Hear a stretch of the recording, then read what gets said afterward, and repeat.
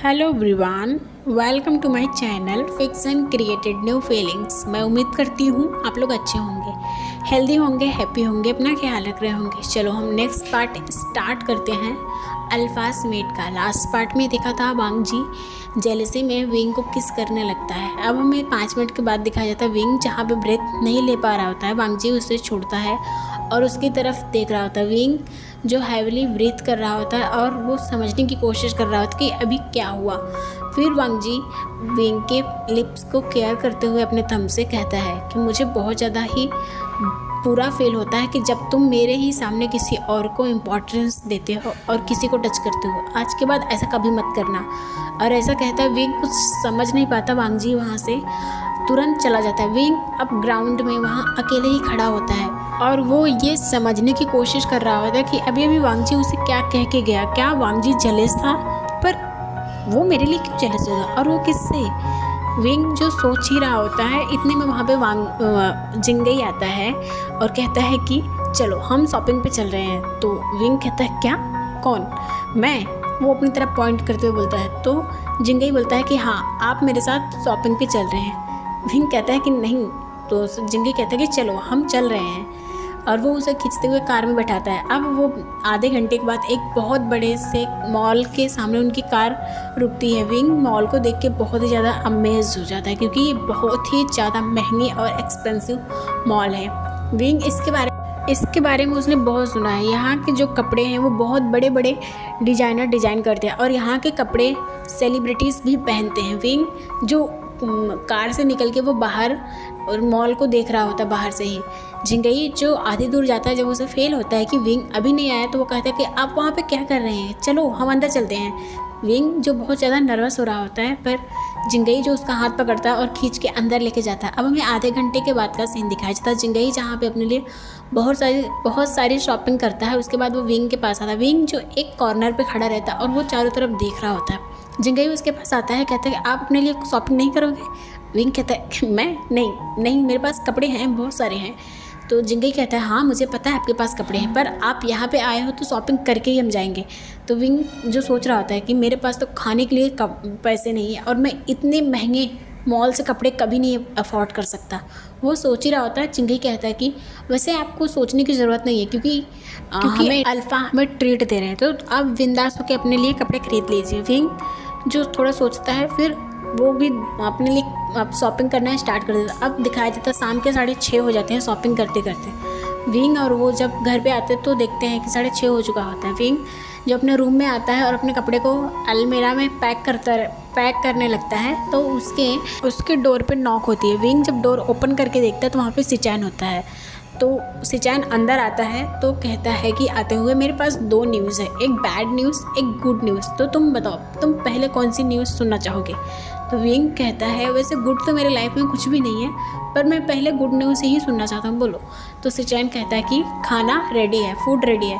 तो विंग बहुत ज़्यादा उसकी आंखें चमक जाती, वाह। वो ऐसा कहता है वाह। तो सिचैन कहता है और बैड न्यूज़ ये है कि तुम्हें अल्फ़ा के साथ डिनर करना होगा। तो विंग कहता है क्या, लगता है मैंने कुछ गलत सुन लिया। तो सिचैन कहता है नहीं, तुम्हें अल्फ़ा के साथ डिनर करना होगा और हाँ सबसे बड़ी बात यह है कि 7 बजे तुम्हें डिनर टेबल पर पहुंच जाना है क्योंकि लेट बिल्कुल नहीं होना। अगर तुम लेट हो गए तो तुम्हें पनिशमेंट मिलेगी। समझ में आया, यहाँ हर काम रूल से होता है, तो रूल के अकॉर्डिंग तुम्हें टाइम पे जाना है क्योंकि 7 बजे का डिनर टाइम है। इतना कह के वो जाने लगता है। विंग वो चला जाता है तो विंग वो अपनी तरफ देखता है जो पूरी तरह से स्वेटी हुआ है और पूरी तरह से मेस में है। वो देखता है कि अभी आधा घंटा है। वो फटाफट जाता है, बात लेता है। बात लेके जब आता है देखता है कि 7 बजने में 15 मिनट बाकी। वो फटाफट रेडी होता है और अपने बाल को कॉम करता है। कॉम करते हुए थोड़ा बहुत मेकअप अप्लाई करता है अपने फेस पे। उसके बाद जब वो अपने रूम से निकलता है देखता है 7 बज जाता है। वो फटाफट जल्दी उस रूम से निकल के डाइनिंग एरिया में पहुँचते पहुँचते उसको 7:05 हो जाता है और वो देखता है कि वहाँ पे केवल उसका मेट बैठा होता है और जो उसी की तरफ देख रहा था। विंग बिना उसकी परवाह किए वो उसको गुड इवनिंग विश करता है। उसके बाद वो जाके नेक्स्ट चेयर पे बैठ जाता है। फिर वांग जी जो उसे अपने वॉच रिस्ट दिखाते हुए बोलता है कि तुम 5 मिनट लेट हो। विंग जो कुछ नहीं कहता और एक चिके से स्माइल करता है और अपने सामने इतना सारा फूड देके उसे जो कब से भूख लगी है वो खाने पे टूट पड़ता है भुक्कड़ों की तरह। वांग जी उसे इस तरह से मैसी हालत में देख के खाते हुए उसे बहुत ही ज़्यादा अजीब एंड गुस्सा भी आ रहा था, लेकिन अपने गुस्से को कंट्रोल करते हुए वो अपना फूड बहुत एलिगेंटली खाने लगता है। विंग जब खाते हुए एक बार वांग जी की तरफ देखता है तो वो देखता है कि वो कितनी एलिगेंट तरीके से खा रहा होता है, पर वो अपने आप को उसी तरह से खाते हुए फटाफट। फिर अब थोड़ी देर के बाद जब वो देखता है वांग जी जो खा के अपने हाथ को नैपकिन से क्लीन कर रहा होता है और कहता है कि विंग से चलो हमें कुछ बात करनी है। तो विंग जो उसके मुंह में खाना होता है, आपको जो भी बात करनी है आप यहीं बैठ के बोलिए ना। वांग जी जो अपने चेयर से खड़ा हो जाता है बोलता है कि नहीं। तो विंग जो कुछ जवाब नहीं देता और फटाफट खाना स्टार्ट कर देता है। वांग जी जब इस तरह से देखता है तो वो एक ठंडी सी आह भरता है और बैठ जाता है और फिर कहता है कि फिर जब विंग अपने माउथ का फूड ख़त्म कर लेता है फिर कहता है कि ये मीटिंग क्यों, आपने मेरे साथ डिनर करने के लिए ऐसा क्यों किया। तो वांग जी कहता है कि मुझे कुछ लोगों ने कहा कि हमें एक दूसरे के बारे में जानना चाहिए। विंग जब ये बात सुनता है उसको ठसका लग जाता है, बोलता क्या कहा आपने। तो वांग जी कहता है कि वही जो तुमने सुना, हमें एक दूसरे के बारे में जानना चाहिए और इसके लिए हमें थोड़ा टाइम स्पेंड करना होगा एक साथ। तो ये बेस्ट ऑप्शन है, हम डिनर भी कर लेंगे और एक दूसरे के साथ टाइम भी स्पेंड कर लेंगे और एक दूसरे को जान भी लेंगे। तो वांग जी कहता है चलो बताओ तुम्हें मेरे बारे में क्या पता चला अभी तक। तो विंग कहता है सबसे पहली बात, आप एक नंबर खड़ूस हो। जब आप क्रीपी से स्माइल करते हो तो आप बहुत ही ज़्यादा डरावने दिखते हो और आपकी आँखें जो बहुत ही ज़्यादा डरावनी दिखती हैं, आप इस तरह से लोगों को घूरते रहते हो। मुझे तो आपकी आंखों में बहुत ज़्यादा डर लगता है, मैं आपकी आंखों में डायरेक्ट देख नहीं सकता। विंग ऐसा कह के वो अपने खाने पे टूट पड़ता है फिर से। वांग जी विंग की इस बात पे बहुत ही ज़्यादा उसे गुस्सा आता है। वो अपने हाथों के मुट्ठियों को बनाते हुए कस के फिर वो कहता है कि जितना मुझे पता चला तुम्हारे बारे में, तुम एक नंबर के भुक्कड़ हो और इतना स्पाइसी खाना खा रहे हो, तुम बीमार हो जाओगे और जल्दी मर जाओगे। तो विंग कहता है मरना तो सबको एक दिन है ही ना, तो क्यों ना मैं वो चीज़ खा के मरूँ जो मुझे पसंद है। ये घास फूस खा के मैं 2 दिन में ही मर जाऊँगा। वांग जी जब इस तरह से विंग की बातें सुनता है वो बहुत ही ज़्यादा गुस्सा हो जाता है, पर चुपचाप अपने गुस्से को दबाए हुए बैठा रहता है। अब विंग दिखाया जाता है 1 हफ्ता बीत चुका होता है, जो अपने रूम में बैठा होता है सोच रहा होता है कि पिछले 1 हफ्ते से वांग जी उसे ट्रेनिंग दे रहा है और शाम के टाइम वो वांग जी के साथ डिनर करता है। विंग को यहाँ लगभग 4 मंथ हो चुके हैं, पर वांग जी ने अभी किसी से नहीं मिलवाया है। विंग जो अपने रूम में बैठा होता है और सोच रहा होता है, क्योंकि आज वांग जी को कुछ काम होता है तो इसकी वजह से वो ट्रेनिंग नहीं देता विंग को। विंग जब अपने रूम से निकलता है और सामने वो देखता है जिंगई होता है, तो जिंगई के पास आता है तो जिंगई कहता है अच्छा हुआ आप आ गए, आप मेरा एक काम करेंगे। तो विंग कहता है हाँ बोलो ना क्या काम करना है। तो जिंगई कहता है एक्चुअली मुझे किचन में बहुत ज़्यादा इंपॉर्टेंट काम है किचन में, तो क्या आप प्लीज़ ये मेडिसिन हॉस्पिटल में पहुंचा सकते हैं। तो विंग कहता है हाँ ठीक है कोई बात नहीं मैं पहुंचा दूंगा। विंग अब मेडिसिन लेता है और उसे लेके चला जाता है। आधे घंटे के बाद अब दिखाया जाता है विंग जब वहाँ हॉस्पिटल में पहुँचता है, वो दिखता है वहाँ पे मरीज़ जो होते हैं वो बहुत स्लो रिकवर कर रहे होते हैं। विंग इस बात पे बहुत ही ज़्यादा उसे अजीब फील हो रहा था कि ये कैसा है, क्योंकि ये पैक बहुत ही ज़्यादा स्ट्रॉन्ग है, यहाँ स्ट्रॉन्ग वॉरियर रहते हैं, बट ये पेशेंट इतने स्लो क्यों हील हो रहे हैं। तो वो देखता है सामने एक 40 के अराउंड डॉक्टर होता है जो एक मरीज़ को ट्रीट कर रहा है। तो विंग आता है तो वो पर्सन कहता है कि आप कौन। तो विंग कहता है कि वो अल्फ़ा का गेस्ट है। तो पर्सन उसे 90 डिग्री बो करता है, विंग भी उसे सेम बो करता है। फिर कहता है मैं डॉक्टर पीटर हूँ। तो विंग कहता है कि हेलो मैं वी वुशियान हूँ। इससे कि वो लोग और बातें कर पाते, वहाँ पे एक बच्ची जो बहुत बुरी तरह से रो रही होती क्योंकि उसके नी में बहुत बड़ी इंजरी हो गई होती है और जहाँ से ब्लीडिंग हो रहा होता है। साथ में उसे एक बच्चा जो लगभग 6 साल का होगा, सेम बच्ची का भी एज इतना ही होगा, वो उसे सहारा दे के ला रहा होता है, वो भी रो रहा होता है क्योंकि उसकी बहन जो रो रही होती है।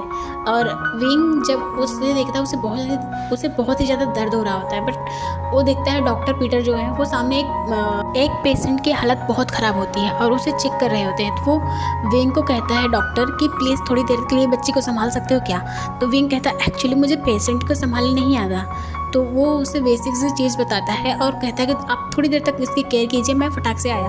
और इतना कह के वो चला जाता है उस पेशेंट के पास जहाँ पे उसको इमरजेंसी से एक नर्स बुलाई होती है। अब विंग उस बच्ची को देखता है जो बहुत बुरी तरह से रो रही होती है। तो विंग उसको बैठाता है और कहता है कि प्लीज़ शांत हो जाओ।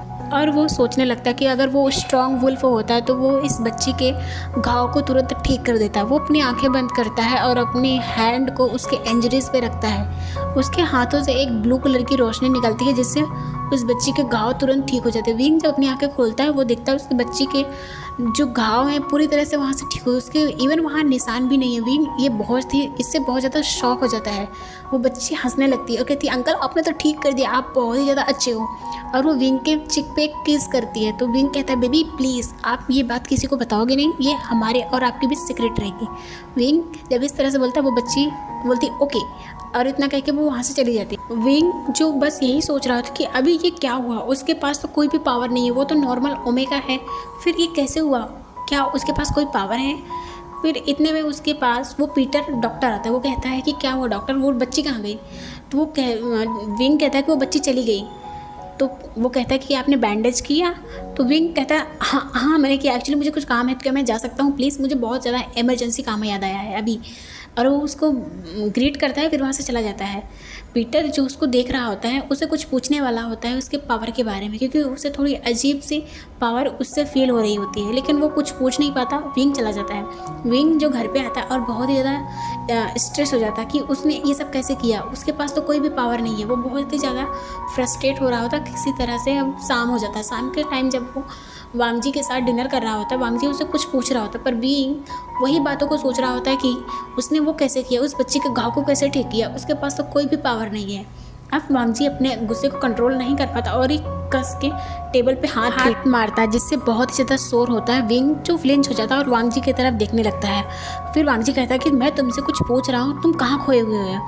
तो विंग गुस्से में कहता है कि मुझे यहाँ रहते हुए लगभग 4 महीने हो गए हैं और तुमने मुझे अभी किसी से नहीं मिलवाया, ना ही ओल्ड लूना एंड अल्फा से और ना ही यहाँ के ओल्ड बीटा से। वांगजी कहता है कि वो लोग बाहर गए थे और कल आ रहे हैं। विंग जो बहुत ज़्यादा एक्साइटेड हो जाता है और कहता है कि ठीक है फिर मैं कल उनसे मिलूँगा, और इतना कह के वो अपने रूम में जाने लगता है। विंग जब जाने ही वाला होता है रूम में, तो वांगजी कहता है कि रुको, तुम उनसे नहीं मिल सकते। विंग जो रुकता है उसकी तरफ और देखता है, बोलता है कि कल कोई ट्रेनिंग नहीं है और हाँ कल तुम अपने रूम में रहोगे, कहीं भी बाहर नहीं जाओगे एक बार भी, समझ में आया। और इतना कह के वांगजी बिना विंग की तरफ देखे वो वहाँ से चला जाता है। विंग जो बहुत ज़्यादा सैड हो जाता है और अपने रूम में और वो जाके सो जाता है। अब हमें मॉर्निंग का सीन दिखाया जाता है। लगभग 10 बज चुके होते हैं। विंग को कोई जगह रहा था, पर विंग कोई ड्रीम दिख रहा था जहाँ पे वो देखता है एक बहुत बड़ा सा झरना होता है जहाँ पे लाखों लोटस के फ्लावर खिले होते हैं, और वहाँ पे वो सेम लेडी वही खड़ी होती है जिसके वाइट क्लॉथ एंड उसके पिंक लिप्स एंड उसके लंबे बाल जो हवा में हल्का हल्का लहरा रहे होते हैं। विंग को बहुत अच्छा लग रहा होता है, बट वो याद करने की कोशिश कर रहा था कि इस लेडी को उसने कहाँ देखा है। पर वो लेडी कहती है कि विंग तुम एक वॉरियर हो, तुम खुद को कैसे भूल सकते हो, और तुम्हारी एक पहचान है, तुम्हें खुद को याद दिलाना होगा तुम कौन हो। विंग जो बहुत ही ज़्यादा स्ट्रगल कर रहा होता है और जानने की कोशिश कर रहा होता है, और इधर विंग को एक पर्सन जो जगा रहा है कि विंग उठ जाओ, विंग उठो, पर विंग जो पूरी तरह से स्वेटी हो चुका है और वो सपने से जाग नहीं पा रहा है। अब लगभग 5 मिनट के बाद जब विंग आगे खोलता है तो वो दिखता है अपने रूम में है और सिचैन उसे जगा रहा है। और तो सिचैन कहता है कि विंग क्या तुम्हें कोई नाइटमेयर आते हैं। विंग कहता नहीं, वो बस एक ड्रीम था। जो बहुत गहरी गहरी सांसें ले रहा होता है और अपने आप को काम डाउन करते हुए बोलता है कि क्या टाइम हो रहा है। तो सिचैन कहता है कि लगभग 10 बज रहा है, तुम अभी तक सो रहे हो। तो विंग कहता है कि हाँ वैसे आज मेरी कोई ट्रेनिंग नहीं है। तो सिचैन कहता है कि ठीक है मैं तुम्हारे लिए ब्रेकफास्ट लाया हूँ, ब्रेकफास्ट कर लेना और हाँ रूम में ही रहना क्योंकि आज नीचे फंक्शन है तो तुम बाहर नहीं जा सकते। विंग कहता है ओके ठीक है, और ऐसा कह के वो रेडी होने चला जाता है। अब वो फ्रेश होके आता, ब्रेकफास्ट करता, फिर सोचता है कि सारे लोग अगर फंक्शन की तैयारी में है तो विंग के पास टाइम हो, वो लाइब्रेरी में जाके वो बुक को ढूंढ सकता है और जिससे उसके सवालों के जवाब मिल सकते हैं। विंग जो बहुत ही ज़्यादा एक्साइटेड हो जाता है और फटाफट ब्रेकफास्ट करता है और वो लाइब्रेरी की तरफ चला जाता है। अब वो लाइब्रेरी में बुक्स ढूंढने लगता है पर उसे कोई भी बुक नहीं मिल रही होती है। फिर वो बहुत ज़्यादा थक जाता है, पिछले 2 घंटे से वो बुक ढूंढ रहा है।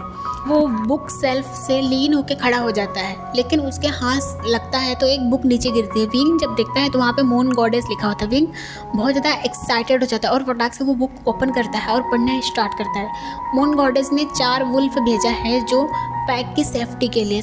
पहले वुल्फ का नाम है चेरी। चेरी जो एक शांत स्वभाव का है जो हीलिंग का काम करता है। वो कैसी भी बीमारी, कैसा भी इंजरीज हो वो फटाक से हील कर सकता है। वो जब तक शांत रहता है तब तक बहुत अच्छा है, लेकिन जब उसे गुस्सा आ गया वो विदिन सेकंड के अंदर ही पूरा तहस नहस कर सकता है, इतनी पावर रखता है वो। दूसरा नाम है डायना। डायना जो दूसरों की शक्ति को अपने अंदर अब्सॉर्ब कर सकती है और इस तरह से वो युद्ध को जीत सकती है। तीसरा नाम है ईफिया। ईफिया जो दूसरे को माइंड को पढ़ सकती है और वो पर्सन किस तरह से रणनीति बना रहे हैं वो इसके बारे में जान सकती है और इस तरह से युद्ध को जीत सकती है। चौथा नाम है एल्फिडा। एल्फिडा जो फ्यूचर को देख सकता है। लोगों का मानना है कि एल्फिडा बहुत कमज़ोर है, पर ऐसा नहीं है। वो फ्यूचर और पास्ट प्रेजेंट सब कुछ चेंज करने में पावर रखता है। अब हमें दिखाया जाता है विंग जो इस तरह से पढ़ने में गुम होता है कि उसे फील होता है कि कोई पर्सन आया है लाइब्रेरी में। विंग ऐसा फील होते ही फटाक से वो बुक को छिपा के उस बुक सेल्फ के पीछे छिप जाता है, पर वो पर्सन जो विंग के स्मेल को फील करते हुए उसके पास आके खड़ा हो जाता है। विंग उसे देख के उसके हाथ से वो बुक नीचे गिर जाती है। वो पर्सन बुक को उठाते हुए बोलता है, वाह मून गॉडेस, ये बुक पढ़ रहे हो। विंग कहता है कि तुम यहाँ पे, तो वो कहता है कि मुझे तुमसे कुछ बात करनी है, चलो मैं तुम्हारे कमरे। अब विंग एंड वांगजी लाइब्रेरी से निकल के विंग के रूम की तरफ जाने लगते हैं। 2 मिनट लगता है जब वो लोग अपने रूम में, विंग अपने रूम के डोर के पास पहुंचता है। वो अपने डोर को ओपन करता है तो वहाँ पे स्ट्रॉन्ग बीटा का स्मेल फील हो रहा था, जिससे वांगजी बहुत गुस्से में ग्राउल करने लगता है। विंग जो स्मेल से समझ जाता है कि यहाँ पे कौन था, वो सिचैन था। तो विंग कहता है कि तुम्हें सिचैन पे इस तरह से गुस्सा नहीं करनी चाहिए, तुम्हें पता है ना वो ट्रस्टी है, वो तुम्हारा कभी भी ट्रस्ट नहीं तोड़ेगा। वांगजी को बहुत गुस्सा आता है, बोलता है अच्छा तुम्हें बहुत ज़्यादा विश्वास है उस पर और मुझ पर, तुमने तो मुझे कभी नहीं कहा कि तुम्हें मुझ पर विश्वास है और ट्रस्ट है इस तरह से। तो विंग कहता है कि हाँ मुझे सच में तुम पे नहीं विश्वास है। जब वांगजी इस तरह से सुनता है उसे गुस्सा आ जाता है, कहता है क्या कहा तुमने, और उसकी आंखें जो गोल्डन कलर में शाइन करने लगती है। विंग जो डर जाता है और वो अपने कदम को पीछे करना स्टार्ट कर देता है। वो एक एक स्टेप पीछे जाता है, वांगजी एक एक स्टेप उसकी तरफ बढ़ने लगता है। अब विंग कब बेड के पास आ जाता है और एक स्टेप जैसे ही विंग लेता है वो धड़ाम करके बेड पर गिर जाता है और वांगजी इसी का फ़ायदा उठाता है और विंग के ऊपर आ जाता है और उसे बिना वार्निंग दिए वो उसको किस करना स्टार्ट कर देता है। स्टार्टिंग में विंग बहुत ज़्यादा रेजिस्ट करता है, बट बाद में उसे ये किस बहुत ही ज़्यादा स्वीट एंड कामिंग फील कराती है। जब वो 5 मिनट बाद किस करते रहते हैं, जब विंग ब्रेथ नहीं ले पाता फिर वांगजी उसे छोड़ता है। फिर कहता है क्या मैं तुम्हारा फर्स्ट हूँ, तो विंग जो हाँ करता है, लेकिन फिर उसके माइंड में क्लिक होता है कि वांगजी ऐसा पहले बार कर चुका है, क्योंकि उसे उस दिन फील हुआ था। वांगजी जब इस तरह से अपने ऊपर प्राउड कर रहा होता, विंग तुरंत ही वांगजी को धक्का देता और वांगजी जैसे फ्लोर पे गिर जाता। बोलता है तुम्हारी हिम्मत कैसे हुई मुझे टच करने की, हाँ तुम 1 नंबर की। वांगजी बहुत ज़्यादा शॉक हो जाता है। तो विंग कहता है कि तुम 1 नंबर की चीटर हो, तुमने मुझे चीट किया और तुम्हारी हिम्मत कैसे हुई मुझे टच करने की, निकल जाओ मेरे रूम से अभी अभी। जो बहुत ज़्यादा गुस्से में ग्राउल करता है तो वांगजी कुछ नहीं करता और वो चुपचाप वहाँ से चला जाता है। अब हमें दिखाया जाता है रात हो चुकी होती है और फंक्शन की तैयारी सारे लोग कर रहे थे। विंग जो बहुत ही ज़्यादा सैड हो रहा होता है और उसे इस रूम में बहुत ज़्यादा बोर फील हो रहा होता है। वो सोचता है कि वो थोड़ी देर के लिए बाहर जाए। क्या अब इधर हमें फंक्शन की तरफ दिखाया जाता है जहाँ पे फंक्शन पूरी तरह से रेडी होता है और वहाँ पे पैक के सारे लोग वहाँ पे इंजॉय कर रहे होते हैं। थोड़ी देर के बाद दिखाया जाता है वहाँ पे alpha Luna, old alpha and Luna और कुछ ओल्ड बीटास भी आ रहे होते हैं और उनकी तैयारी में पूरी तरह से लोग क्लैपिंग कर रहे होते हैं और उनको हुडिंग कर रहे होते हैं। अब अल्फ़ा एंड लूना आके स्टेज पे खड़े होते हैं, वांगजी भी वहाँ पे आके स्टेज पे खड़ा होता है और वो बीटास भी जो होते हैं वो भी स्टेज पे खड़े होते हैं। विंग जो अपने रूम में होता है वो बहुत ज़्यादा ही बोर फील कर रहा था। अब उससे उस रूम में और नहीं रुका जाता और वो उस रूम से बाहर निकल जाता है। वो सोचता है वो सबकी नज़रों से दूर रहेगा और किसी की नज़र में नहीं आएगा। वो चुपचाप बस ओल्ड एंड अल्फ़ा लूना को देखेगा और वो फिर वापस रूम में आ जाएगा। अब विंग जो फंक्शन में आता दिखता है वहाँ पे सारे पैक के लोग हैं जो आपस में बातें कर रहे हैं और वो विंग खुद को बचाते हुए सबकी नज़रों से वहाँ पे आता है और एक चुपचाप कॉर्नर में खड़ा हो जाता है। वो सामने दिखता है वांगजी जो स्टेज पे खड़ा होता है, वो बहुत ही ज़्यादा हैंडसम लग रहा था। विंग की हार्ट बीट बहुत फास्ट हो जाती है और वो इतने में एक लड़की आती है जो बहुत ज़्यादा ब्यूटीफुल लग रही होती है, जो एक स्ट्रॉन्ग बीटा होती है और वो आती है तो अपना हाथ बढ़ाती है वांगजी की तरफ। वांगजी जो उसका हाथ पकड़ता है उसके हाथ पे एक किस करता है। विंग को बहुत ही ज़्यादा दर्द होता है अपने हार्ट में, पर वो लड़की जैसे ही स्टेज पे आती है वो वांगजी के चिक पे किस करती है। इससे विंग को बहुत ही ज़्यादा शार्प पेन होने लगता है और पेन उसके चेस्ट में होता है। विंग जो अपने हाथ से अपने चेस्ट को पकड़ लेता है और वांगजी की तरफ दिखता है। वांगजी जो स्माइल कर रहा होता है। इतने में ओल्ड लूना जो माइक लेती है और कहती है कि जैसा कि हम जानते हैं वांगजी को अपना मेट नहीं मिला है तो हम कुछ महीनों के अंदर ही सिप्रा एंड वांगजी की मैरिज कर देंगे। विंग अब ये दर्द और नहीं सह पाता और वो वहाँ से जाने लगता है। उसके आंखों में पूरी तरह से आंसू होते हैं जो उसके फेस से नीचे नीचे टपक रहे होते हैं।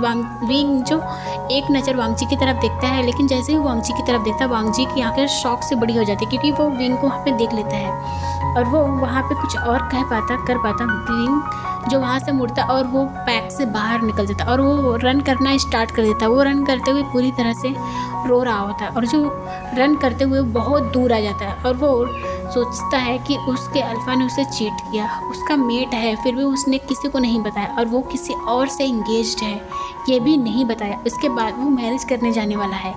विंग जो इस दर्द को और नहीं बर्दाश्त कर पाता और कहता है कि वो अब यहाँ नहीं रहेगा, क्योंकि उसका यहाँ पे कुछ भी नहीं है और यहाँ रह के वो अपने आप को और दर्द नहीं दे सकता। विंग जो रन करते हुए भागना स्टार्ट कर देता है और रन करते हुए वो कब बैरियर के पास आ जाता है। बैरियर के पास पहुंचते ही वो रुक जाता है। वो बैरियर की तरफ देखता है, फिर सोचता है अब वो यहाँ पे और नहीं रुक सकता। फिर देखता है कि बैरियर कैसे टूटेगी, क्योंकि ये बैरियर बहुत स्ट्रांग है। विंग सोचता है कि अगर उसे यहाँ नहीं रहना है तो उसे यहाँ से कोशिश करना और यहाँ से निकलना पड़ेगा। विंग जैसे ही अपना हाथ रखता है बैरियर पे, बैरियर अपने आप खुल जाता है। विंग बहुत ज़्यादा शॉक होता है पर ज़्यादा नहीं सोचता और तुरंत वहाँ से निकल जाता है। अब विंग जैसे पैक के बैरियर से वो रन करना स्टार्ट कर देता। वो थोड़ी दूर तक ही जाता है कि उसे फील होता है कि कुछ हंटर हैं जो उसे हंट करना चाहते हैं। विंग जो उनसे बचने के लिए और तेज़ी से रन करने लगता है, लेकिन वो लोग जो उसके ऊपर अपने बो एंड एरो से उसके ऊपर अटैक करने लगते हैं। विंग जो नहीं समझ पाता कि वो किस तरह से बचे, फिर भी वो कोशिश करता है। उसके बैक में बहुत सारे एरोस लग जाते हैं जो वो अपने हाथों से निकालता है और फिर रन करने लगता है। लेकिन वो लोग बहुत ज़्यादा शॉक तब हो जाते हैं जब विंग का घाव फटाफट हील होने लगता है। उन्हें ये बहुत ज़्यादा इंटरेस्टिंग लगता है और वो लोग और चारों तरफ से उसे घेर लेते हैं और 5-6 लोग आ जाते हैं जो उसे चारों तरफ से घेर लेते हैं। विंग जो पूरी तरह से फंस जाता है, वो जिधर भी रन करता है वो लोग उसके ऊपर अपने अपने वेपन से उसके ऊपर अटैक करना स्टार्ट करते हैं। तो विंग को लगता है कि ये उसका लास्ट डे है और वो अब और नहीं रन करना चाहता, क्योंकि उसकी बॉडी पूरी तरह से घावों से भर गई है और वो बस एक लंबी सी आह भरता हुआ सोचता है कि अच्छा है अब उसे सारे दर्द से मुक्ति मिल जाएगी। और वो थोड़ी देर तक वहीं रहता है, फिर वो उसकी जो स्ट्रेंथ है ख़त्म हो जाता है और वो नीचे गिर जाता है फ्लोर पे। वांगजी जो वहाँ पे खड़ा होता है उसके चेस्ट में बहुत शार्प पेन होता है। ऐसा लग रहा है कि बहुत गलत कहीं कुछ हो रहा है और उसे पता चलता है कि किसी ने बैरियर तोड़ दिया है। और ओल्ड अल्फ़ा भी कहते हैं कि किसी ने बैरियर तोड़ा है। तो वांगजी कहता है कि मैं और सिचेन जाके देख लेंगे और वांगजी वहाँ से निकल जाता है फंक्शन से। अब वो रन करना स्टार्ट कर देता है। वो बहुत बुरी तरह से रन कर रहा होता है और उसकी आंखों में आंसू होते हैं। सिचेन कहता है कि वांगजी किसने बैरियर तोड़ा होगा। वांगजी जो थोड़ी दूर आता है उसे फील होता है कि ये विंग की स्मेल है और वो विंग की स्मेल को फॉलो करने लगता है। तो सिचेन कहता है कि वांगजी रुको, हम कुछ और लोगों को ले लेते हैं। तो वांगजी कहता है कि नहीं, हमें किसी की ज़रूरत नहीं है, तुम मेरे पीछे आओ चुपचाप। और ऐसा कहता है वो गुस्से में इतना तेज से बोलता है। सिचेन जो थोड़ी देर के लिए डर जाता है, क्योंकि वांगजी को कभी इतना गुस्से में और पेन में नहीं देखा था। और वांगजी जो बुरी तरह से बहुत ज़्यादा डर रहा होता है बोलता है नहीं प्लीज़ उसे कुछ ना हो। उसे फील होता है कि ये जो पेन उसे हो रहा है वो मेट बॉन्ड की वजह से हो रहा है, इसका मतलब विंग बहुत बड़े खतरे में है। वांगजी जो रन करते हुए बैरियर के पास आता है, वो देखता है कि बैरियर टूटा हुआ है और सिचेन और वांगजी उस बैरियर को देखते हैं। तो वांगजी कहता है मेरे पीछे चलो चुपचाप। और वांगजी जो विंग की स्मेल को फील करते हुए वो उसी तरफ भागने लगता है जहाँ पे उसे विंग की स्मेल और ज़्यादा स्ट्रॉन्ग आ रही थी। और थोड़ी दूर देखता है कि कुछ लोग हैं जो एक सर्कल में बना के खड़े हुए हैं। वांगजी का जैसे ही वहाँ पे प्रेजेंस उन्हें फील होता है वो वहाँ से भाग जाते हैं। अब वांगजी और ज़्यादा टाइम वेस्ट नहीं करता, वो दौड़ते हुए वहाँ पे पहुँचता है। वो सामने का नज़ारा देख के पूरी तरह से शॉक हो जाता है, क्योंकि विंग जो पूरी तरह से डेड बॉडी की तरह नीचे पड़ा हुआ है। और वांगजी जैसे देख के उसकी आंखों में आंसू अब और तेज़ी से बहने लगते, वो फटाक से आता अपने नीज़ पे गिर जाता और वांगजी विंग को अपने लैप में उठा लेता और रोने लगता है। बाय, प्यार रखना और हाँ लाइक सब्सक्राइब करना बिल्कुल मत भूलना। बाय।